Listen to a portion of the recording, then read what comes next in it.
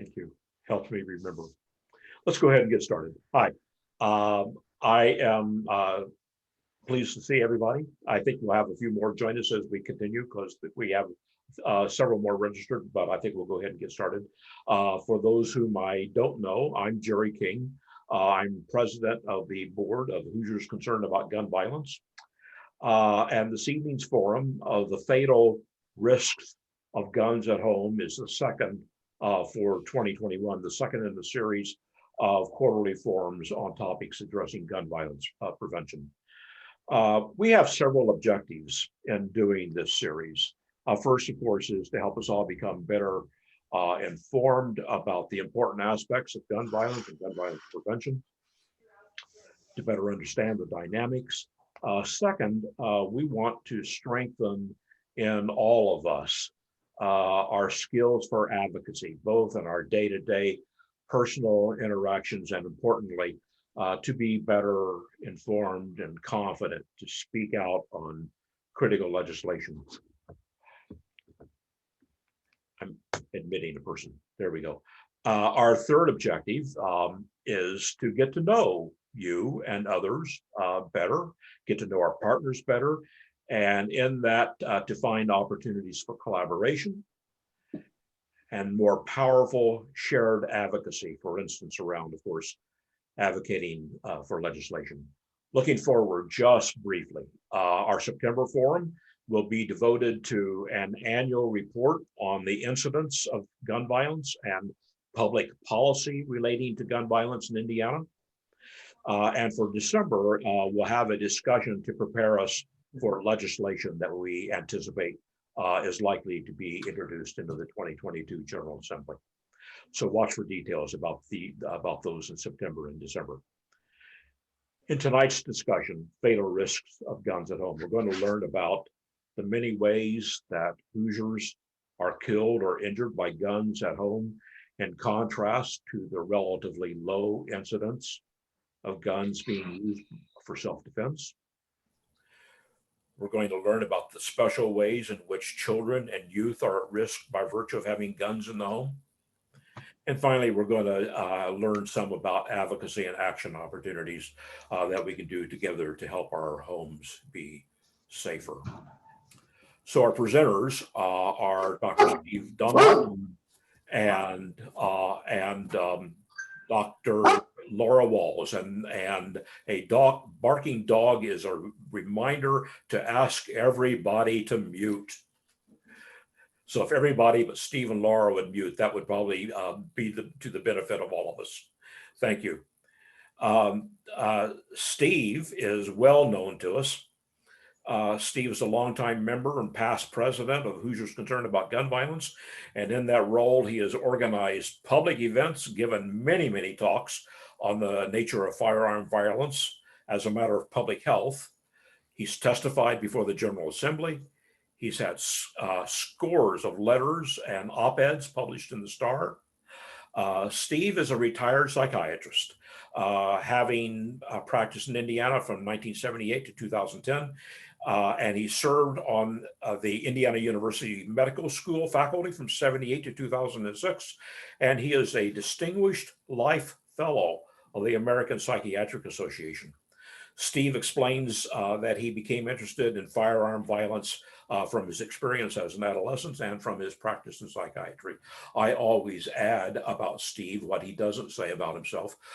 Steve, over the last 20 years, has made himself an exceedingly well-informed person about gun violence in Indiana and gun violence policy in Indiana. So he's just an immensely valuable person for our discussions. We are delighted. We have become so pleased to get to know Dr. Laura Walls. Dr. Walls is an assistant professor of clinical pediatrics at the IU School of Medicine.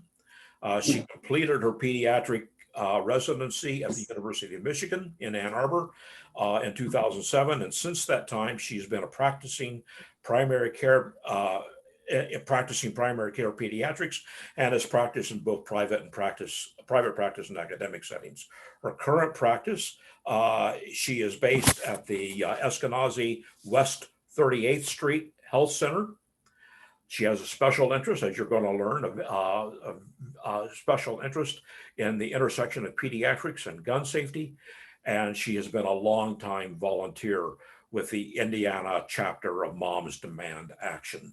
So we are totally pleased to have both Steve and Laura join us this evening.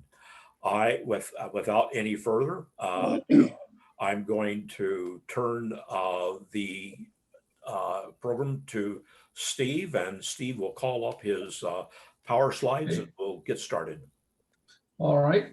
Well, thanks for that. Well, yeah, you already know who I am, and I'm going to talk today about ugly truths about guns and homes for self-defense. And the reason I'm doing this, I think, is that we somehow give away to the opposition the idea that everybody has a right to a gun and they can use it for self-defense, and we can't do anything to stand in their way because this is such an important, critical item for their lives and their safety. And I think what I want to try to show is that that's simply not true. Our former governor, Pence, when he spoke to the NRA a number of years ago, said, well, you know, I don't know a whole lot about gun regulation. I think that was certainly true. And he said, I know one thing. He said, I know a home with a gun is a safer home. And that's just, that's not true. And I think we need to be in a position to talk about that and keep arguing about that when people bring that up. You can't, you know, guns on campus, they've got to keep kids safe. They get, you know, have guns in your cars, guns at work, guns everywhere, because you'll never know the minute you'll need one. Well, it turns out the minute really never comes. So here's the things I want to talk a little about. Let's see, how do I, okay. Aside from hunting and target shooting, the overwhelming use of firearms in the home is suicide. And the guns sit around or are stored for self-defense, but those opportunities just almost never arise. You're more likely to kill an intimate partner or family member than kill anyone in self-defense. And if people having guns prevented crime, we'd live in the safest country in the world, and we don't. So let's get started with that. By the way, my interest of it did come from my practice, and some of it was because I noticed a couple of incidents. I had a guy come to see me whose daughter had come home from school one day and shot herself in the backyard, and he didn't know why, and they never found out why. Another was we had a boy in our clinic at St. Francis who everybody knew was dangerous, so his family had taken away guns out of their homes, and he had a bad day at school, but he went over to his granddad's house where he knew his granddad kept a gun in a drawer and killed himself with it. And a third was a lady who I was seeing as a patient, and she came in one day and told me that between my last visit and this visit, her husband had come into the dining room while she was sitting there and with a pistol in his hand and said, I can't take it anymore, and shot himself right in front of her. And she never really understood why he did that. She knew he had some problems at work. So I was impressed with the impulsivity of these events and how different they were from the suicides I was seeing in chronically mentally ill patients, some of whom do commit suicide. But generally, it's after years of illness and many treatment trials, and it's not impulsive at all. So, and then I was silly enough to write a letter to the editor of Star about that, and got involved with Hoosiers concerned about gun violence after that in 1999. So firearm suicide rates are closely related to firearm ownership, and then I decided I would look at 3 different states: Montana, Indiana, and New Jersey. Montana has the highest level of gun ownership in the country, 65%, which means I guess a lot of women have guns in there. Indiana, 40%. And then New Jersey, one of the 2 lowest with 8%. And you can see that firearm homicide rates go up almost linearly with population. Now, I did put this in here, these 2 in here. One is because there are a couple of factors that are often involved in this. One is that people are upset for one reason or another, or have a mental illness. This gentleman looks a little upset. And another is alcohol, which lubricates a lot of these events. And by his more common history of drinking is more common in people who shoot themselves than it is in people who commit suicide by other means. So if bad things happen and you come home and You have a few drinks and there's this gun sitting there saying, you know, I can stop all these problems for you. And unfortunately it does. So then I thought, well, what about the rate of suicide by firearm per gun owner in these states? After all, here's 3 states, big difference in population, small, medium, and pretty big state. Gun owners very different. Number of gun owners, this is in the thousands, so 720,000 in Montana, 2,680,000 perhaps in Indiana, and 710,000 in Delaware. And then here's the number of gun suicides. Now, this was a number I thought was really interesting, that the number of gun owners per suicide was quite similar in all of these 3 states. And if you actually assume that if you want to convert that into a risk per 100,000, it turns out to be about 4,000 into 100,000 is 25. And that, interestingly enough, is also the rate of suicides in the armed forces, which people are very concerned about. So I was struck by that number, and I think it'd be interesting to look at more states to see how consistent that is, because it certainly supports the idea that buying a gun just puts you at this kind of risk for suicide. And so here are these other numbers. So that was the first point, is that the suicide rate is very high comparatively for people who have guns. Now, what about defensive firearm use? Now, if you look at these numbers, by the way, you'll notice that these are per 100,000 people. So that's 10 per 100,000, 16 per 100,000. These are numbers are per million people. And this is the incidence of people using a firearm in self-defense, and this is the incidence of somebody killing somebody with a firearm in self-defense. So in Montana, about 7 people per million, that is basically 7 people per year in Montana seem to use a gun in self. Now, where these data come from, by the way, is important. They come from something called the Gun Violence Archive. And the Gun Violence Archive was started by a gentleman who had a background in information technology, also a gun owner, but pretty appalled at the level of gun violence. And so he decided to start collecting data about it. And what he does is he has a website that scans 7,000 or so sources, all the local newspapers in a state, the television stations, and the police records for any mention of an event in which a gun is involved. Now, the problem, of course, with some of the use of guns in self-defense is it doesn't get reported, but his argument is that if it's significant enough, particularly if you shoot it, it's probably going to get reported. And if you kill somebody, it's almost certainly going to get reported. And these ratios, by the way, this is a little over 2, and this is a little over 7, so it's about 3 to 1. And if you actually shoot at people, that's about the rate at which deaths occur compared to injuries. Indiana, again, curiously, it's about the same ratio, about the same number, rather, of 7 per million. And again, less than 3 per million of people who are shot. And in New Jersey, needless to say, not very many guns, so not too many opportunities. And it's less than 1 per million. And a real small number, it's 0.2 there per million of people who are killed. Very small, I think about just a couple of people. This little image here is the fantasy of gun owners. This is looks like a woman standing, holding her gun and protecting herself and pointing it, right at a bad guy. It just doesn't happen very often. And here we're looking at domestic violence. And in his database, he counts domestic violence, incidents in which family members or firearm incidents happen at homes that don't involve generally straightforward burglaries, but involve conflicts between people within the household or people from the outside who are previously in the household, like former husbands and so forth. And here the incidence is higher. Well, the incidence this is again per million. So the death rate is higher. Actually, the incidence of use, might be something wrong with this scale. Anyway, it's more common than defensive use. And I think something, my goodness, I should have looked at this a little more carefully. I think the scale is a little bit off. Because in Indiana, for instance, there were domestic violence, there were 120 incidents. And of defensive use, there were 45. And there were 17 deaths from defensive use and 70 from domestic violence. So I'll have to go back and see what happened to slides. And then in New Jersey, there were domestic violence. There were 8 incidents and 7 deaths. And for defensive use, there were, well, as we said, 5 and 2 deaths. So it's a little more common for domestic violence. Something went wrong with this scale, but it's still very uncommon in terms of compared to suicide. And you can, these numbers I think are a little more accurate.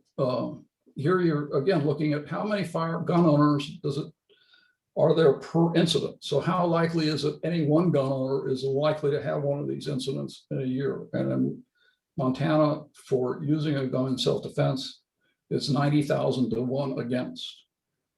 And for killing somebody, it's 240,000 to 1 against.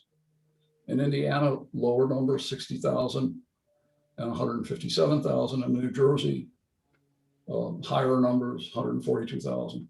Domestic violence, the numbers drop down some. In Indiana, still the chance of a firearm being used in domestic violence is about 22,000 to 1. And causing a death is about 40,000 to 1. So these numbers are 10 times lower than the chances of it being used in suicide. And if you look at data from the FBI Uniform Crime Report, which by the way is a report made up of voluntary information supplied by states to the FBI, you see something similar. You see that here they're looking at justified homicides by civilians, 268. This is in the year 2018, I believe. Whereas husbands killing their wives, 500. Boyfriends killing their girlfriends, 500.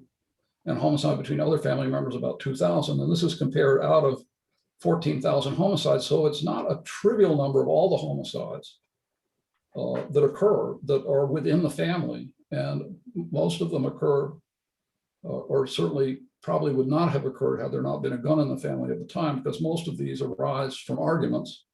And another place they arise is from alcohol. So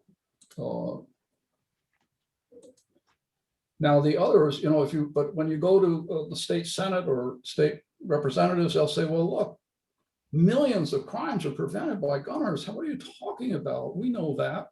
Well, how do they know that? Most of that comes from something called the National Self-Defense Survey, which was done by Gleck and Gertz quite a number of years ago. And they just asked gun owners, did you use your firearm in self-defense? And a heck of a lot of them said yes.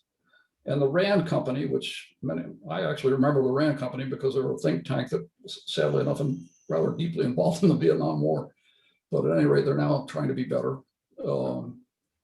And they found that these people were claiming to kill or injure 207,000 people a year, which is vastly more than in excess of all the firearm deaths and injury in the country.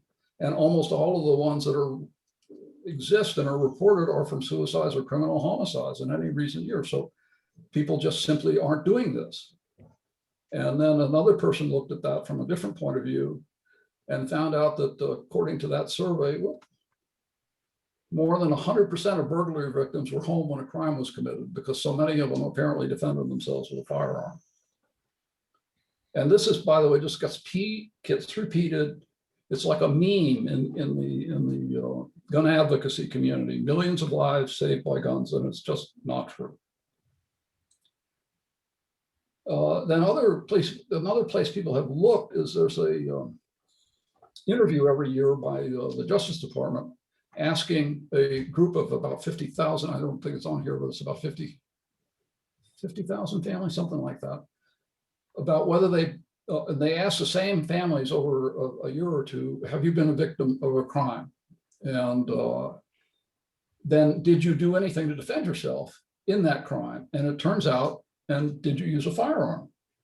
And the answer is almost always no. Firearms were used in one analysis of the data from these 3 years in 8% of the cases, or 0.8% of the cases.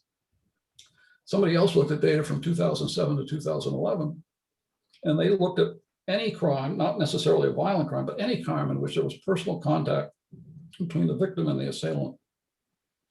And again, less than 1% reported using a firearm. And in none of the cases of sexual assault did anybody report using a firearm? And this is, of course, one of the arguments that's used, that we've got to have guns on campus because all these girls are getting sexually assaulted and they have to be able to defend themselves.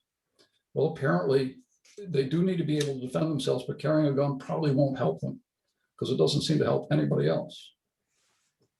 And it may actually get them killed if someone gets a gun away. And finally, what about the idea that guns make the country safer? And I thought an interesting example is Canada and the United States. It's partly interesting because of a Gallup survey that was done, which looked at a large matched group of Canadians and Americans and said, you know, you've been a victim of a crime. And 21% in each country reported they'd been a victim of a crime. Interestingly enough, about 1 in 5. 2% of Canadians and 3% of Americans said that it had been a violent crime, an assault or a sexual assault or battery or something like that. And so we're a little more violent, maybe 50% more violent than the Canadians, which I'll believe for sure. Homicide rates, however, were not in this ball. You can't, by the way, when you do a survey, it's difficult to ask if you've been victim of a homicide. So they have to get that from other data. And if you get that, you find out the homicide rate is about 3 times higher or 4.5 times higher in the United States than in Canada for that particular year. The firearm homicide rate is astronomically different, but the non-firearm homicide rate is about the same as the reported in the survey, violence in general. So 2 to 12 compared to 3 to 2, similar ratio. Now, people in Canada have guns. Lots of them have guns. 25% of Canadian households consistently report having firearms. But what they don't have, there are 2 things about their guns. One is they don't have handguns because they don't buy guns to defend themselves. They buy guns they're mostly in rural areas and they're mostly to kill varmints and things like that. And they also don't buy guns for self-defense. They don't report that's why they bought the gun. They bought it for sport or hunting or something. So only 12%, whereas in the United States, it's the opposite. 72% say it's for self-defense and 72% own a handgun. And interestingly, you know, a handgun is not useful for anything else except target shooting. It's not good for hunting. So it sits around basically to be used in self-defense. So anyway, buy a gun for self-defense. What could you say about buying a gun for self-defense? And what should we be saying when people bring this up as the reason they can't have background checks, we can't have these other things because they'll keep people from getting this extremely important gun? Well, one is it's not extremely important to very many because in Indiana, only about 1 in 60,000 gun owners are going to use it for self-defense. And many of those, by the way, are not going to shoot anybody, but they're just going to show it to them. Well, because a number of the self-defense incidents, there were no shots fired. And you can find other safer measures to protect you and your home. And you do dramatically increase the likelihood of suicide. So if you're a gun owner, you're about 1 in 4,000 can be expected to kill themselves every year. Whereas if you look at the number of suicides by other means among the population that doesn't have guns, I restricted this to the Indiana population without guns. It turns out that it's about 1 in 10,000 and 50, so 2.5 times less likely. And you'll also increase the likelihood of homicide in the family. For men, if you take the risk of suicide associated with firearm ownership, it's about the same as dying in a motor vehicle accident, about 500 or something a year. But the difference is a car does what you buy it to do. It takes you from here to there and lets you work and all of that. A firearm doesn't do what you bought it to do. It does exactly the opposite. You buy it to make you safer, but you're not. And then the third thing I think to mention is a firearm will give you and your family a much greater risk of joining the thousands of Americans every year who grieve a lost one, a loss to gun violence every year. So I think this is just, from my point of view, I put this little talk together to give ammunition to people to deal with the criticism that anything you want to do about gun regulation is going to make it more difficult for people to have this critical factor in their lives, a gun, really it should be said a gun to kill themselves rather than a gun for self-defense. So that's where I'm going to quit and see if anybody has any questions. Or well, I guess I'm going to turn it over to Jerry, and then he's going to. I'm going to stop sharing. Okay. Yeah. Thank you, Steve. You know, lots and lots and lots of information there, and so it's an opportunity for me to put in a little plug about how we hope to support our members and friends with data. My not necessarily everybody will agree with me about this, but my own personal prejudice is that policymakers, legislators, don't pay a whole lot of attention to data. What they pay attention to is what they hear from their constituents. And so when we think about trying to share statistics and data with people, it's really, in my mind, it's so that that knowledge can help strengthen the personal stories and the personal messages that you give when we communicate with legislators, so that you are better equipped with some of that information to strengthen your own advocacy when you and we and us, when we all as individuals talk to policymakers about good policy. Thank you very much. Laura is going to talk to us about the very special implications of guns in the home as they impact children and youth.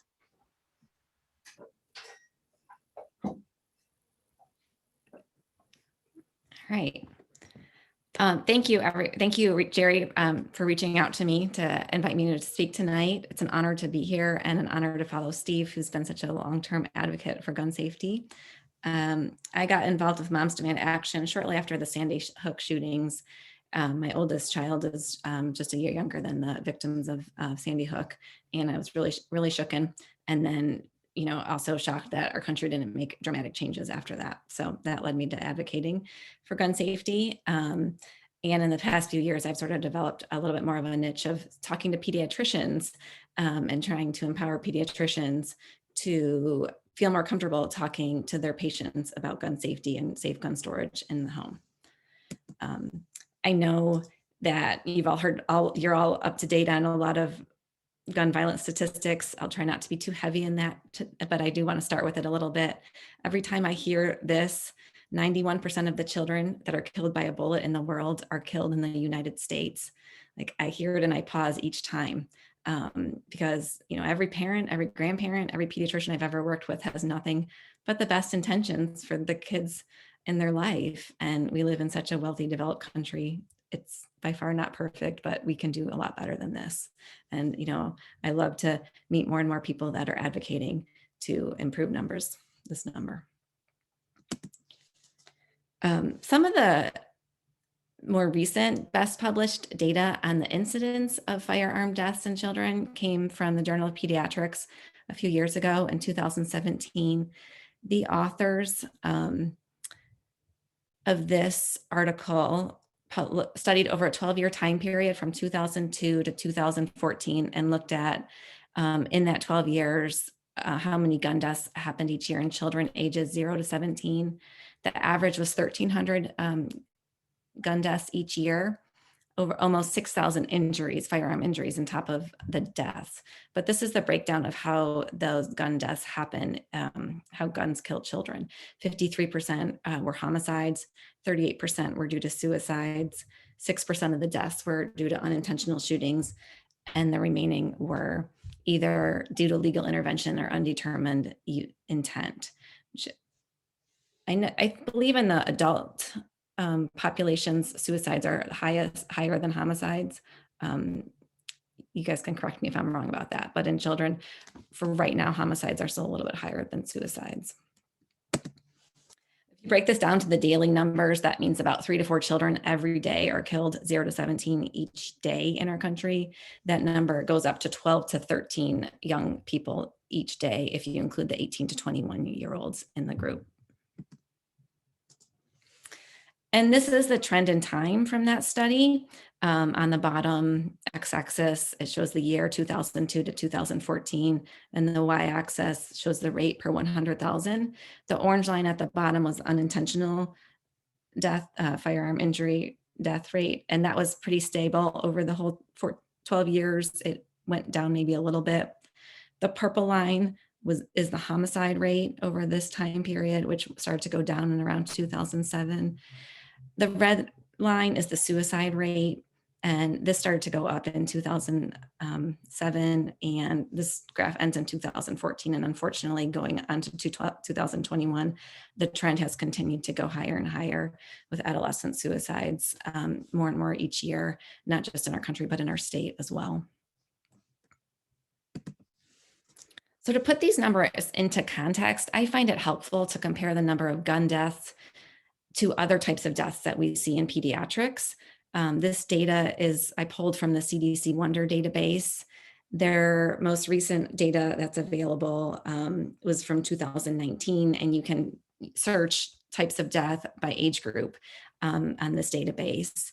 And so I searched ages 1 to 17, and in 2019, there were 1,981 deaths by motor vehicle accidents, 1,732 deaths by firearm, 801 deaths by drowning, 471 by influenza or pneumonia, 471 due to poisoning, 21 due to bicycling accidents. So you can see firearms are almost just as common as motor vehicle deaths in children 1 to 17. And I'll also point out in that prior slide, they found an average of 1,300, and that year ended in 2014. And now in 2019, that number is already up to 1,700 deaths a year. And another side note, during the COVID pandemic, the pediatric deaths has been cited between 300 and 400 is what I've read so far. So you've had, 1,700 plus children die every year from firearms. And during the pandemic, we had about 300 to 400 in the country. So clearly, gun violence is a pediatric public health crisis. It needs a lot of attention. Gun deaths are the second leading cause of death in our children in our country between ages 1 to 17. And aside from the deaths, thinking about gun deaths more globally, the cost of pediatric gun violence is staggering. Over $270 million are spent each year in emergency rooms and inpatient charges. And of course, the emotional and mental toll is immeasurable.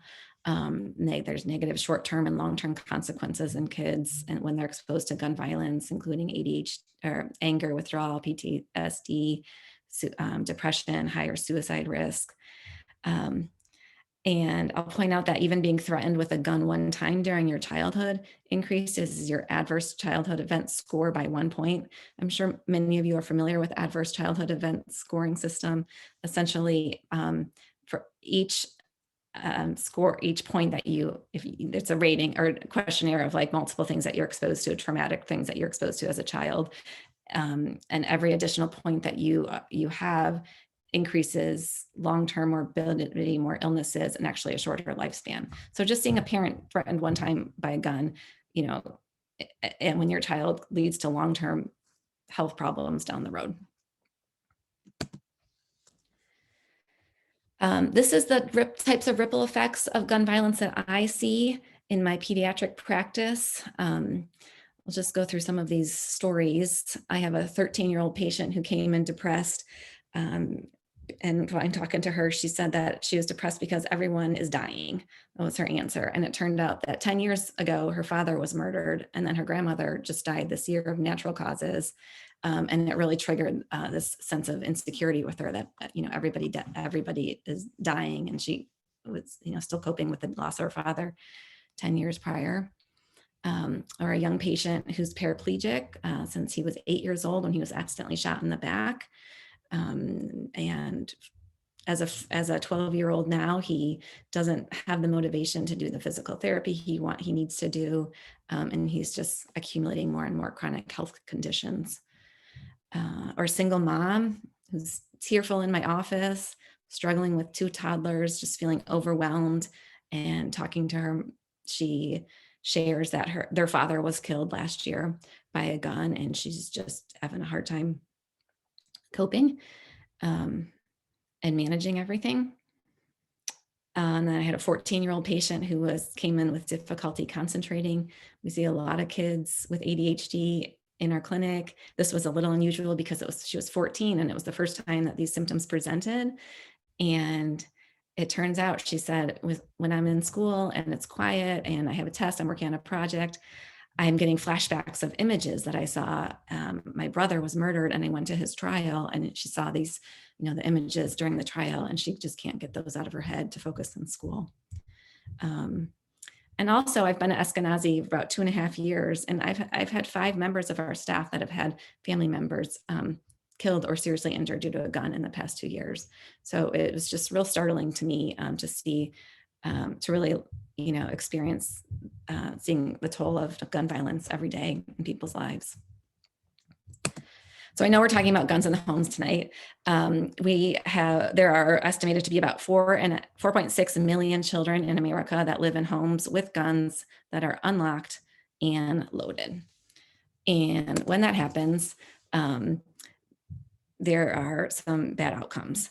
I hear this again and again with my patients, with parents, and ask about guns in the house. The quick response is, my child wouldn't know where a gun is. And even if they found it, they wouldn't know how to handle it. This is completely false. Some of you know Dr. Joe O'Neill. He notoriously always says that kids know 2 things: 1, where the Christmas presents are, and 2, where the guns are. So if you have a gun in your house, you have to know that your kid is gonna be able to access it. And there's data to back this up too. A full 40 to 70% of kids know where the gun is. And even in parents who believe their kids had never handled a firearm in the house, 1 in 5 of those kids had in fact accessed that firearm. And in a survey of just recently, in a survey of parents just this year, a survey of parents who own guns, the authors published that 70% of the children, or the parents said 70% of their children could not find the firearm in the home. But of that group of gun owners, 22% of the children said they could get that gun in less than 5 minutes. And another 15% said they could get that gun in less than an hour. So again, if you have a gun in the home, you have to expect that kids will get into it. And when that gun isn't safely in the closet, and it's with the kid, like I said, there's bad outcomes. That leads to unintentional shootings, homicides, school shootings, and suicides. So when it comes to unintentional shootings, there was some Indiana, there was a time period of 2.5 years from January of 2014 to June of 2016 that looked at unintentional shootings of young children in the country. And it turned out that Indiana had the 7th highest rate of unintentional shootings in the United States. So that's definitely a problem here in our state. In school shootings, we know that since 1999, 80% of the guns that are used in school shootings were taken right from the shooter's home. And then in youth suicides, 75% of the suicides, youth suicides by firearms, are the guns owned by the parents 75% of the time. This graphic shows a cohort of 44 youth suicides and where the victims got their firearms. So the red guns, 75% of them were owned by the parents. A handful were owned by other relatives, and then a few were owned by the victim themselves. So educating families and making sure if there's a child in the home, the gun is safely stored, just gives a huge potential to decrease the amount of these horrific events of adolescent suicides that are continuing to happen in our communities. Like I showed you in the beginning of our slides, adolescent suicide is on the rise. A few years ago, the Suicide in Indiana report published that a full 10% of Indiana high school students said they attempted suicide in the past 12 months. And another 17% said that they had a plan for how they would attempt suicide at some point during those past 12 months.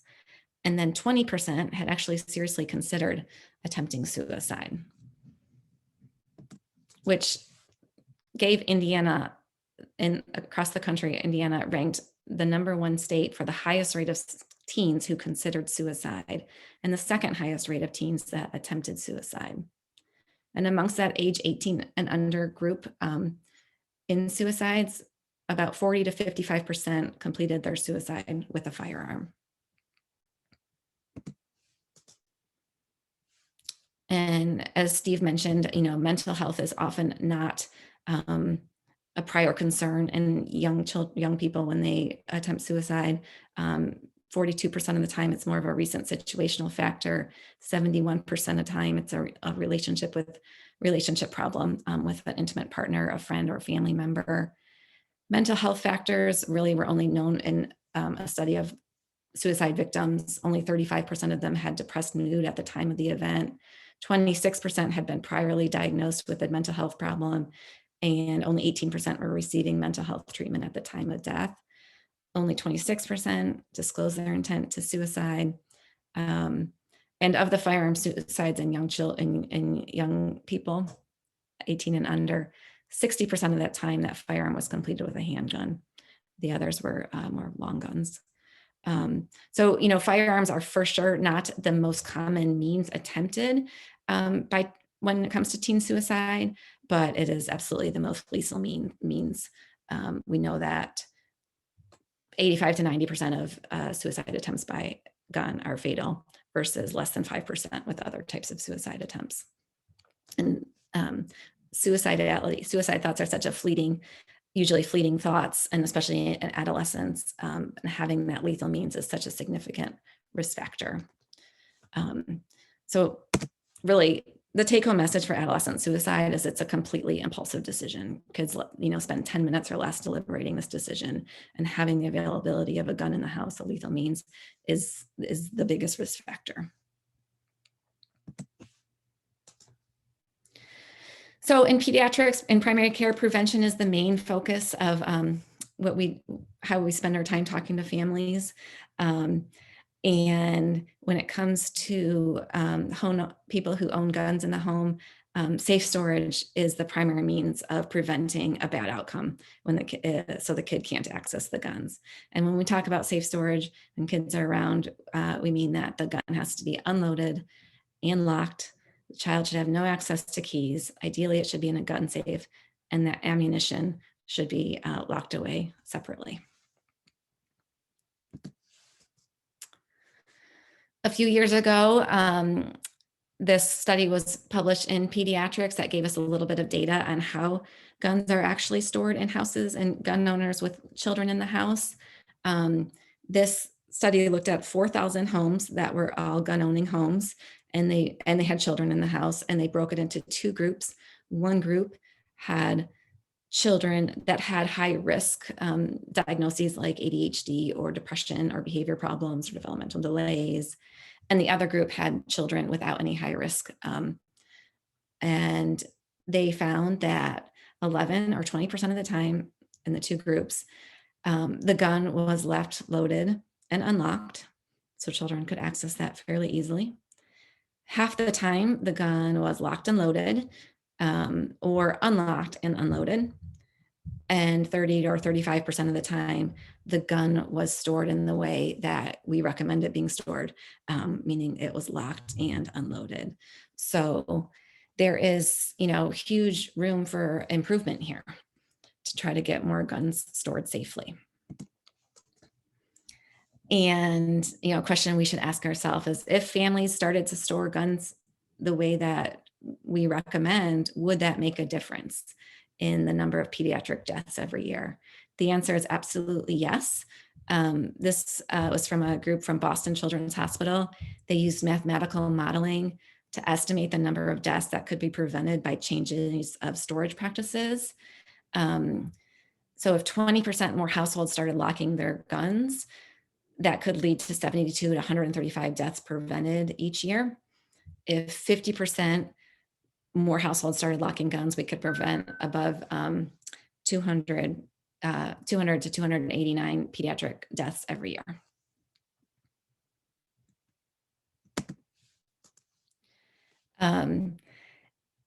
in this past year and a half in the pandemic, kids were at home a lot more. And the data is now starting to come in that says, sure enough, more children were injured and killed with firearms during the year of the pandemic. There's a recent pre-publication release, and it looked at 6 months of the first 6 months of 2020. And it compared to the first 6 months of the years 2017 to 2019, the average number of children under 12 in this study that were injured, or some were fatal, but the average number of gun incidences in children under 12 was 137 the prior years. The first 6 months of the pandemic was 247. So over 100 more in just the first 6 months of the pandemic. And I actually heard today that the ER visits for gun related ER visits during the pandemic was up 38% than prior years. So I think it would be really helpful if we could all talk about guns more easily in our everyday conversations. I do recognize that gun violence is a complex and a polarizing public health issue. And it's a lot easier to say, like, yeah, talk about guns. It's easier to say than to do, because it turns out that talking about guns actually elicits, complex emotions from people.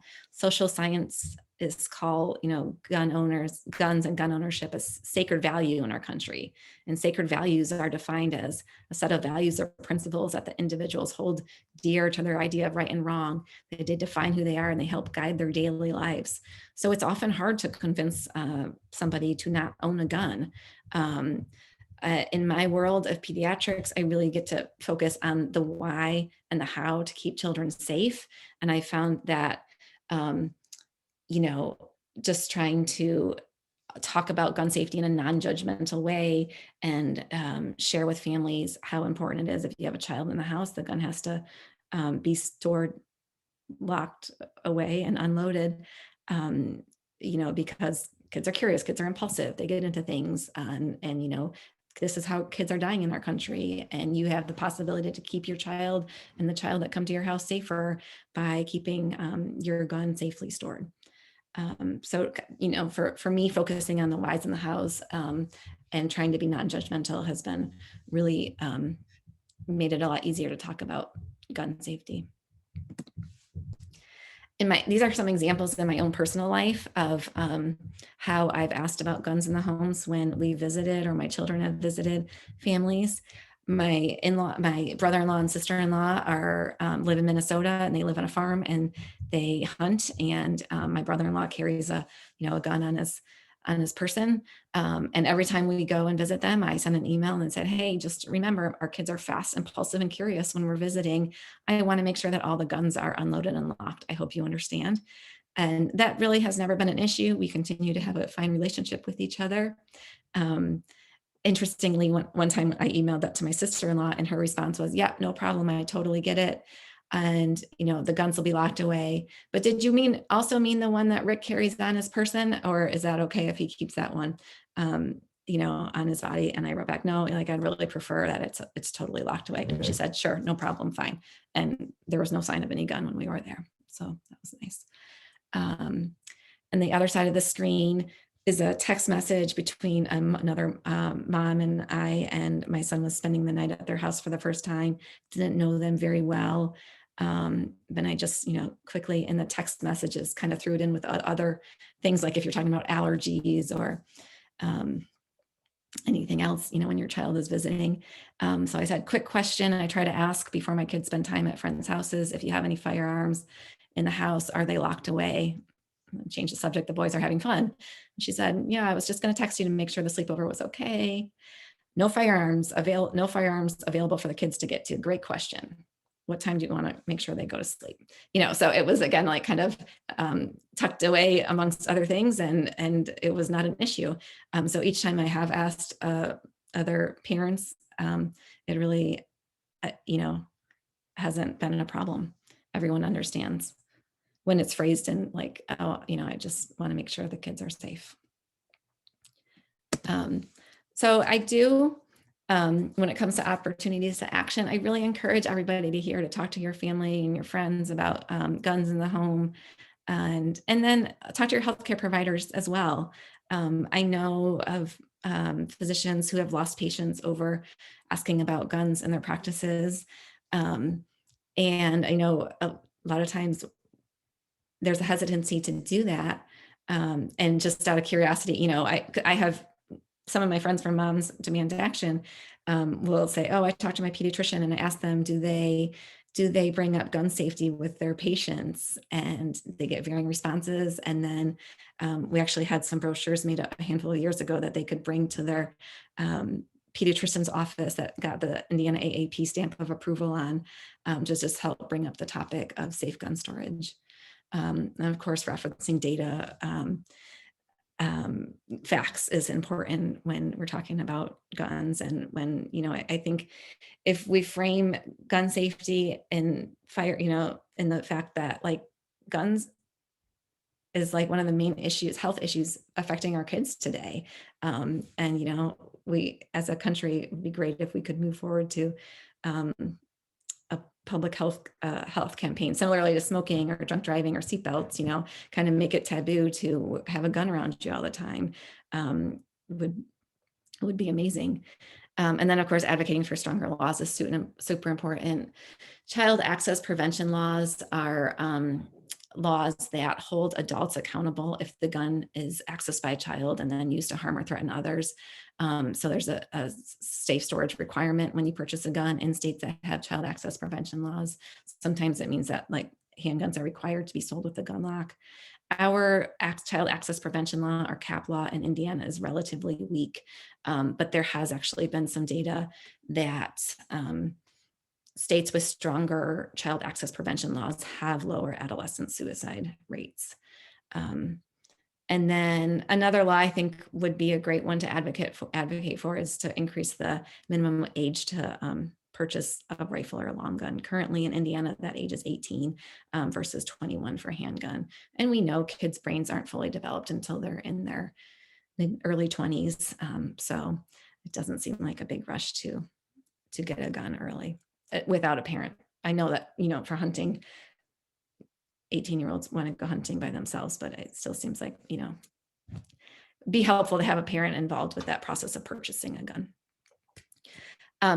So my take-home message again is, in kids, they're curious. If they find it, they'll play with it. So I want to encourage everyone to store their guns safely. And that is it. So I'm going to stop my sharing screen.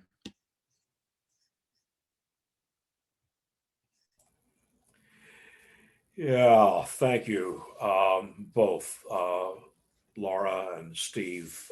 Just so much information there, and I'm really grateful. We're grateful for the really valuable time that you spent to put the presentation together.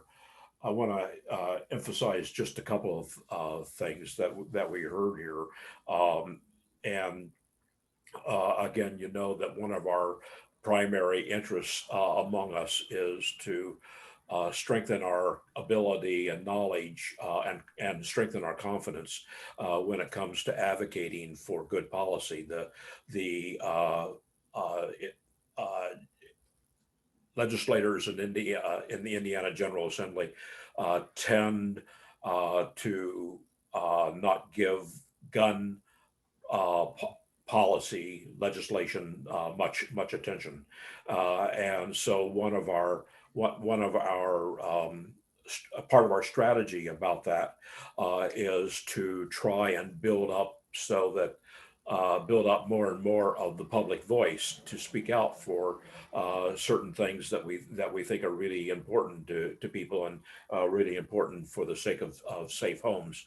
So as I said when I introduced this evening's program, one of our objectives here is to give you folks information that we hope that you can turn into good personal advocacy when you talk to your legislators around the time of the General Assembly.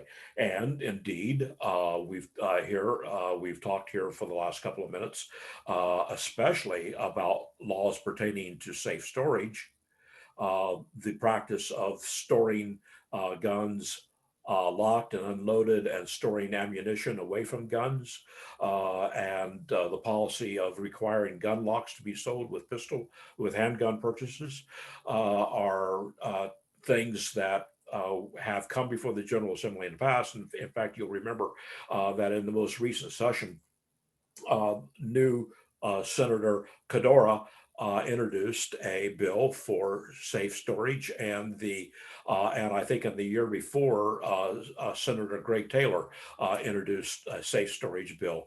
Well, we hope that this year all of us can combine our voices. And bring into the discussion good data to be more persuasive, so that those bills might have a better chance of being heard in committee and maybe working their way through the process. So as we get closer to the session and we get a better sense about what kinds of bills are going to be out there, Hoosiers Concern is going to be back in touch with all of you to talk to you about what is information that you can use to arm yourself, to equip yourself with a stronger argument.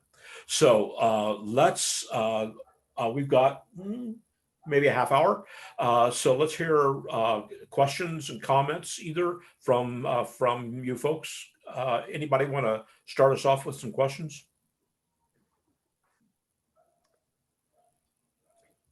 Well, Laura, I'm so impressed with your work and what you've been able to incorporate. I would love to hear just a little bit more. You work in a very challenging environment without an hour and a half to talk to every patient and family.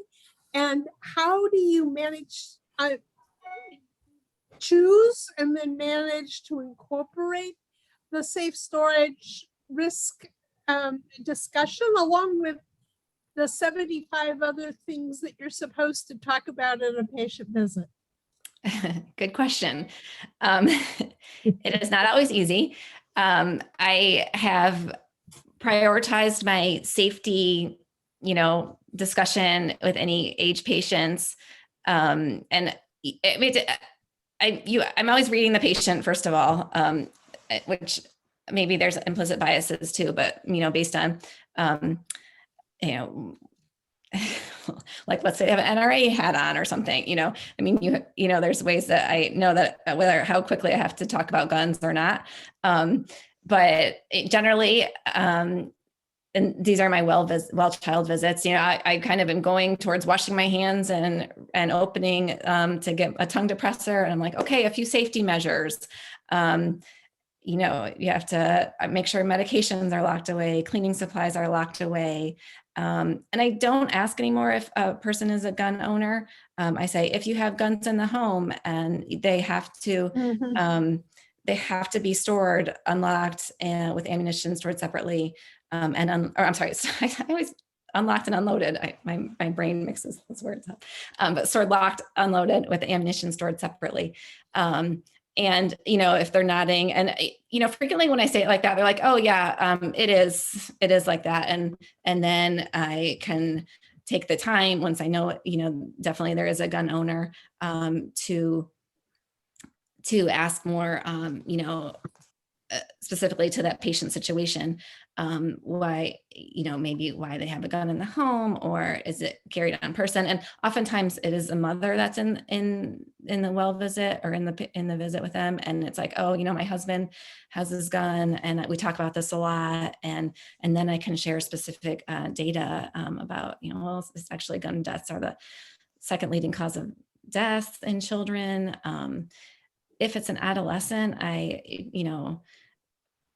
100% want to make sure that family knows the high risk of adolescent suicide in our state, and how impulsive of a decision it is, and having access to a gun. And even if you think your kid doesn't know where it is, like, it is so important that gun is stored. safely, so the child cannot get it. So, I guess I tailor it to the situation at hand. But I do, for every patient, try to just throw it in my, those top 3 things I say about safety: car seats, guns, and clean supply. And then, well, they're not top 3, but water, safety, sunscreen. It just kind of all flows out together. How common, Laura, is it among physicians, or maybe limited to pediatricians? How common is it, do you think, that physicians talk to people in their office visits about guns and safety? Well, I think it's getting more and more common. I would say 5 years ago, it was probably less than 30%. And I had some data that backed that up. There was a survey done of pediatric ER physicians, I believe. And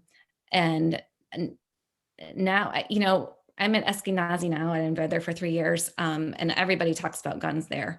It's tied to the academic center. Actually, at Riley Hospital now, gun safety has been added to the newborn discharge safety protocol. So anytime a parent's going home with a baby, they have to check off, like, do you have your car seat, you have your crib, and they get if you have a gun, it needs to be locked away, and you have to get a gun lock. So all the residents and students that I'm working with are immediately say they don't have a gun in the house. They ask. So, but I was in Lafayette prior to this for 7 years, and I don't think it was commonly asked at all. And I actually encountered more gun owners in Lafayette than I do in my practice at Eskenazi. And who else? Other questions?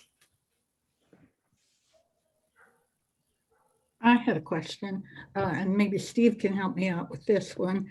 How much has depression increased among adolescents, and even with effects of bullying?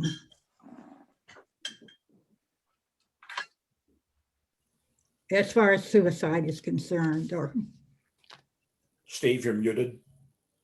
Steve, you're muted. Yeah, I'm not muted now. Can you repeat? I couldn't quite make that out. I don't hear too well, but your question was about depression in adolescents? depression in adolescents, and also bullying, the more bullying in social media or whatever. How much does that have an effect on children's suicide attempts? I don't think, as far as depression is concerned, Laura talked about that a little bit, that a lot of the kids who commit suicide don't have a history of depressive illness. As far as bullying is concerned, I don't know if anyone studied it. It's certainly found in the history of kids who do mass shootings in schools. Many of them seem to have histories of bullying, but I don't know that anybody's looked at it in terms of suicide attempts. Laura, do you know? Well, I don't necessarily know specifically about bullying, but I do know that social media is a massive concern, causing, if there's a correlation to the iPhones and the increased rates of adolescent suicide. And, in general, higher rates. I quit practicing before that happened. Yeah, higher rates of anxiety and depression since this everyday minute to minute life. The connection with your phone is not the same as a connection with a real person, and this generation is having a hard time understanding that. So, and I have a 14-year-old and a 12-year-old, and it's so hard. Every minute of the day to not have, that's how they connect with their friends. And then the pandemic made that isolation worse. And it's like it's this tricky balance of knowing that the way they're connecting with their friends right now is through social media. So they need some connections, but also knowing that not like a great fulfilling way to connect to people that and actually make yourself feel like you have good friends, or I do think there's been a correlation if you consider social media, and it's very easy to anonymously bully in social media, and it can get heightened very quickly, and that's incredibly hurtful to anybody, let alone somebody who's trying to figure out who they are in the world and gain confidence in that young age of life. Thank you. Mhm.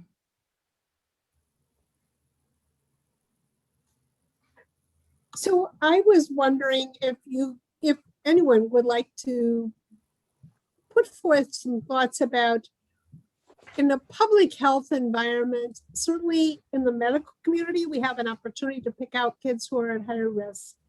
But what can we do public health wise that would help reduce or increase the awareness of the risks? And that impulsivity is very impressive. What was it, 40-some% of suicide is situational impulsivity?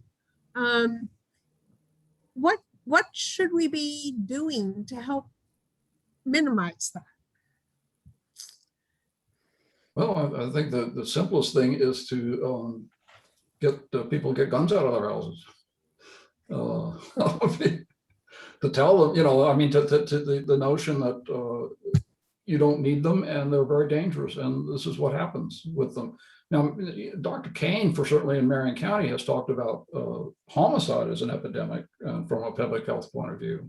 Mm-hmm. So that's going on, but as far as the impulsivity part of it, that's where firearms are very critical to that for adults particularly, Right. and kids as well. I would love a public, like a campaign, a slogan, like, I don't know. Well, click it or ticket comes to mind with the seatbelts, but safe storage saves lives, like something real fast and easy, and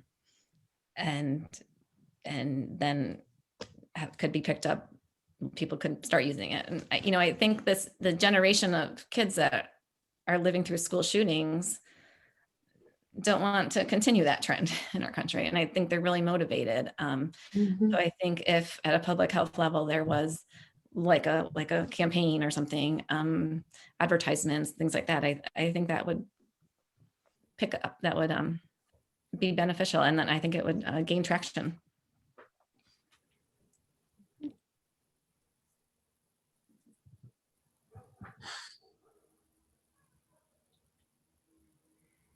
So we need a poster, a billboard.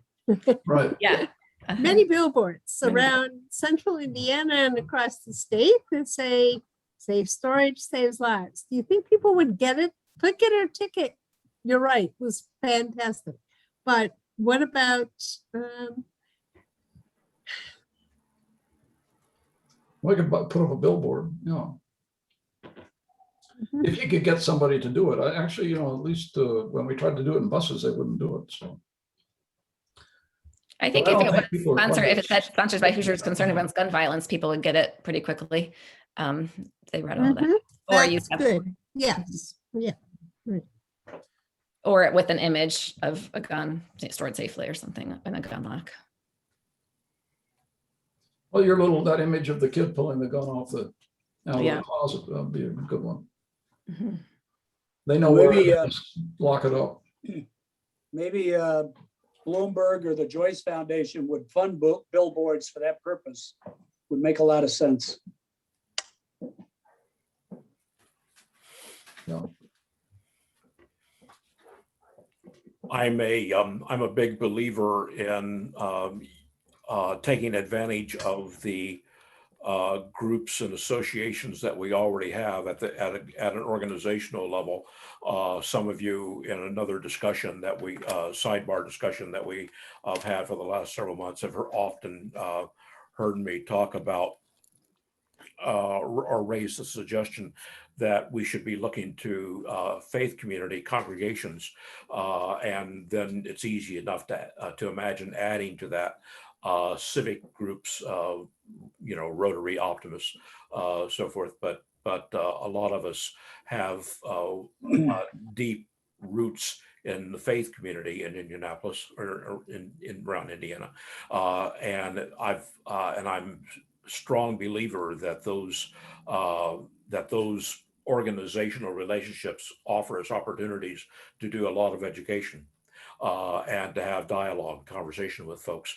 And so, so taking this matter, Steve has really emphasized this evening this iron, not a simple irony, a tragic irony between, on the one hand, people in good faith with bringing guns home for self-protection, because that's a way that many people think about being safe, especially in some people in neighborhoods where they live. They sometimes feel like they need guns for safety. But the irony then being that those guns really don't end up protecting them; they end up endangering them and members of the family. And that particular message is one. Oh, it might lend itself to a billboard, but to me, it's something that lends itself much better to group education and group dialogue, group conversation. Well, it's a tough sell in the United States. And by the way, I'm not sure really that a lot of people buying guns for self-defense, I think they don't think they're ever going to use them for that. I think some of them, that they just like this idea that they can shoot somebody if they come to the house. Yeah, very possibly. Apologies. And we make it real easy. You know, right now if someone, like some of the incidents of self-defense use here that I looked up in the gun violence archive, one of them was somebody in his apartment. He saw somebody who wasn't supposed to be there and he shot him. And it appeared later on the guy had come in the wrong door. Yeah. And found himself in the wrong apartment. Never got a chance to say a thing. But that was self-defense, because the homeowner, all he has to say is, well, I was worried about him. Apologies to Brad. Brad, I didn't see you in the waiting room for several minutes, so I think I was delayed letting you in. Sorry. I had another meeting for the early part of them. Okay. Good. Any more conversation here this evening, or thoughts or questions? Jerry, I have a question. Yeah, please. I have not, I've been volunteering a lot in schools, but I volunteer with younger children. And I know that in the past, there had been health programs through the schools that I think it's probably middle school, maybe 5th grade. And I wonder if they deal with gun safety and the health, if any of you could answer that question.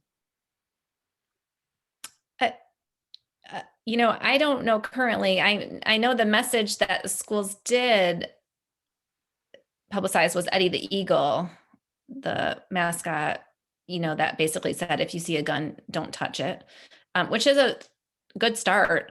But I don't know of anything else. The Moms Demand Action's safe storage program is called Be Smart. And the acronym, it's escaping me right now, but it's about secure safely and talk to your kids about the risk of guns. I can't remember all what they all stand for, but I know that volunteers have presented at the PTO and PTA levels at the schools, not specifically to the students directly, but to people within the schools. And in the past, and I haven't reviewed this lately, but the Eddie Eagle research outcomes did not justify success. And I think that anything you do without the parents is less likely to be successful. That incorporation of the parent in the concept is really important. I mean, the child, if it's there, they know where it is, as you said. And they'll play with it also. I mean, telling them And not to they do it will doesn't play work. with it. Yes, yes. And that's been shown. There's been some, I forget what, was it 60 Minutes or someone did do you remember that? There was a whole All right.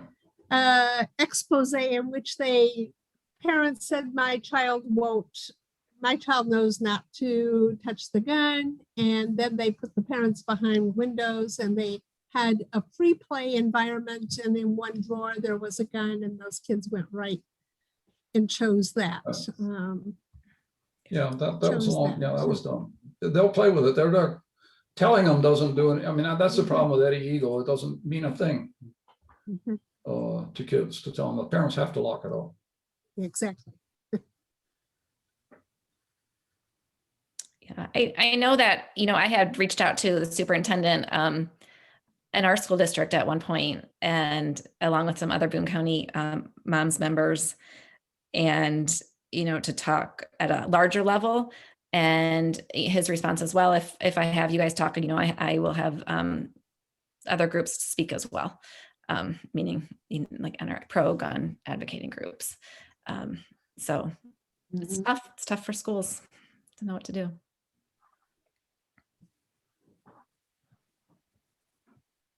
I'm in Moms Demand Action in Muncie, and it's secure guns, model good behavior, ask questions when your child is going to another home, the risk of suicide, and just keep talking. And we sent out to every, I live in the Yorktown area, and we sent out to every superintendent willing to, because it's scared for parents, and did not get any response, not one. What was really heartbreaking for me, I just retired from teaching in December, but I was itinerant teacher in Grant County, and there were 5 boys that died by gun suicide. And the importance of getting the message about the risk for teens, especially that risk for teens. One, and she was a coworker, and realizing as teens get older, they're very computer savvy. The last text on his phone was how to break into his father's gun safe. So there again, the message that it's important to store not only unloaded, but ammunition separately. And to get that through, I mean, if people are using guns for safety, they feel they need it already loaded, ready to go next to the bedstand. And I'm not for sure how, especially in Indiana with the strong gun culture, other than just keep talking. And knowing the risks. We also, in Indiana, we have a red flag law, the Jake Laird law, but making sure my son died by suicide using a gun. And I did not know about our Jake Laird law. So spreading the awareness about if you have somebody struggling in your home, just like that young man that broke into his dad's gun safe, that if you have someone struggling, whether it's a veteran or whatever, to get that message across that during those times, it's best possibly, and doctors can talk about this too, that that gun needs to maybe find a home, and having places where people can take their guns safely. In Utah, they have, it's set up where the police will hold it. In Colorado, they have gun shops where people can safely, we don't have anything like that in Indiana. So talking about the risk of suicide with easy access to guns is very much something that Moms has one thing you can do too, that is a very good program that talks about the risk of suicide and guns. So you triggered a question for me. If you recognize the potential risk, had a firearm, took it to our police station, would they not keep and store that gun for you? They'll take the gun, but I don't think they'll store the gun. They'll just They get rid. won't give it back. They wouldn't give it back to you. With the Jake Laird law, it can only be a law enforcement officer that is able to take the gun away. And then there are certain procedures you have to go through where it has to go before. That was the whole deal with the FedEx, that it wasn't really followed through all the way. And they did make a change where instead of the prosecutor deciding, now it's going to be the judge. And the child access, law with, if you look up Kristen and Mike's song, they were successful in Connecticut, but they're not being successful on a federal level to get cap laws passed. It's just during these times, it's just really hard to get people to realize that we just need to keep kids safe.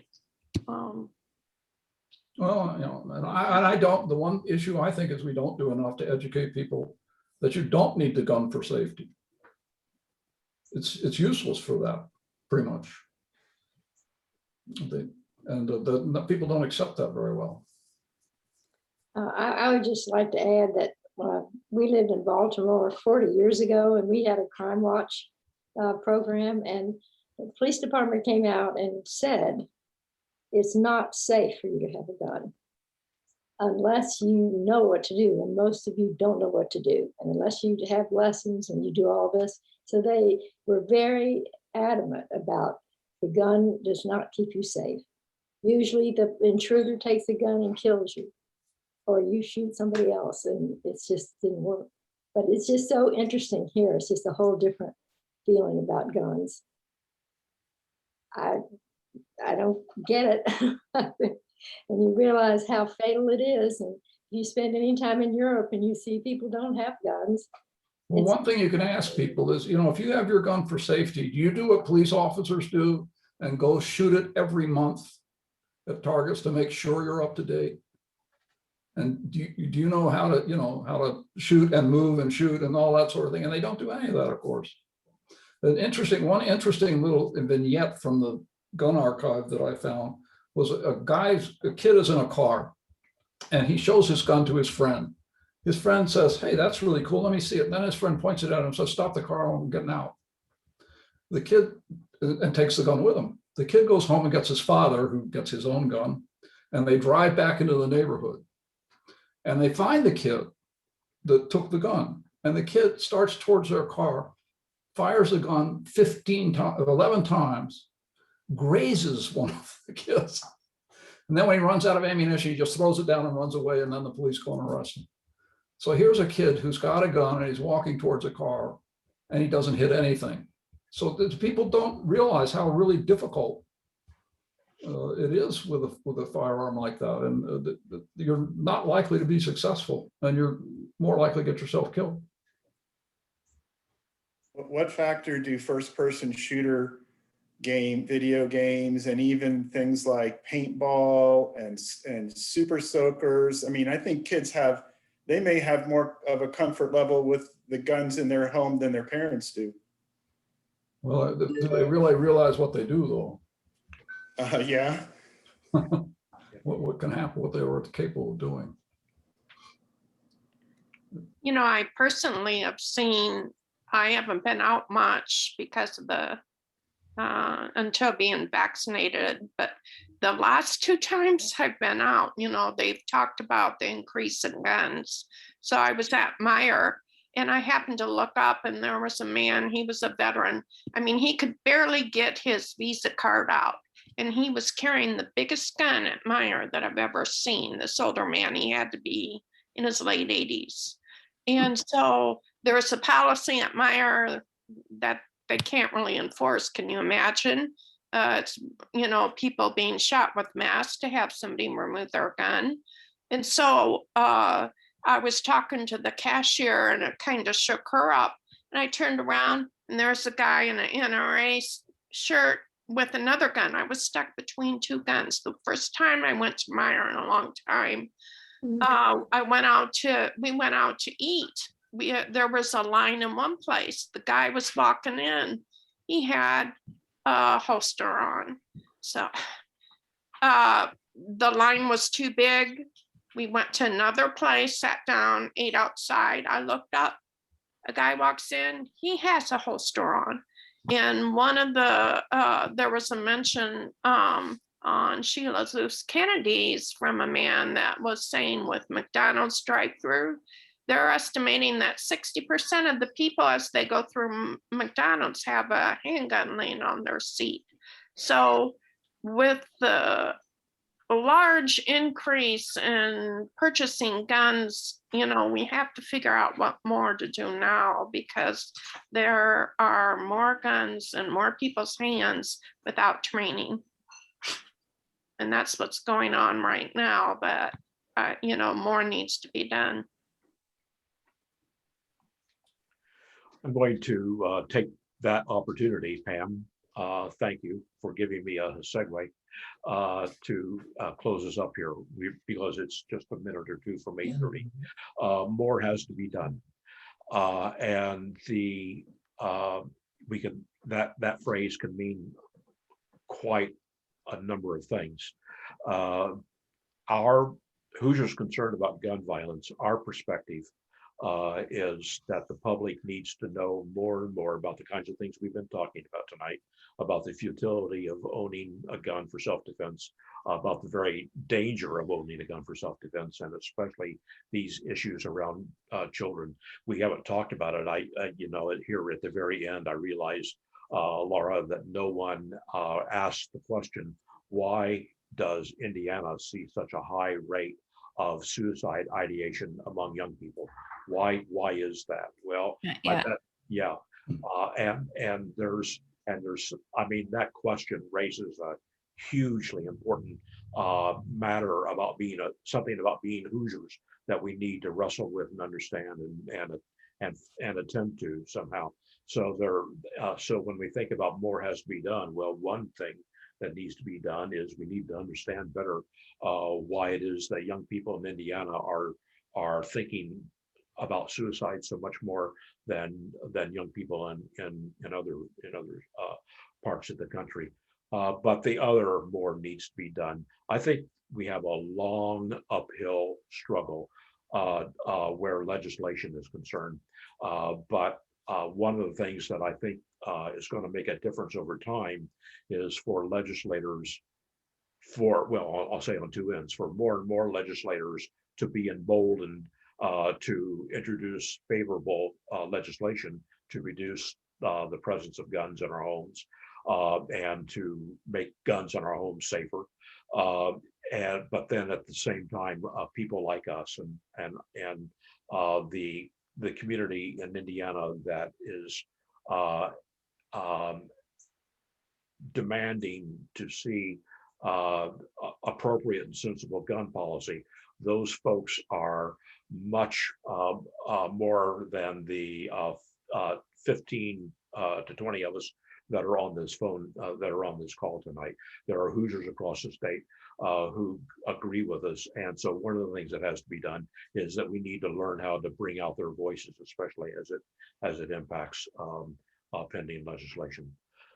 I want to thank so much. I just saw a chat from one of us that said thank you both for the presentation. I'll add to that. I am very grateful. We're all grateful for the time that Steve and Laura took to put together very, very fine presentations, and I'm grateful to you, all of you, for your participation in this discussion, and looking forward to knowing you all and working with you all later as we go down the road. So with that, if you'll permit me, I'm going to end the call, and we'll have you. We'll look forward to seeing you again in future meetings. Thank you. Good night, folks. Thank you so much. Thank you, Steve and Laura. Very well done. Goodbye.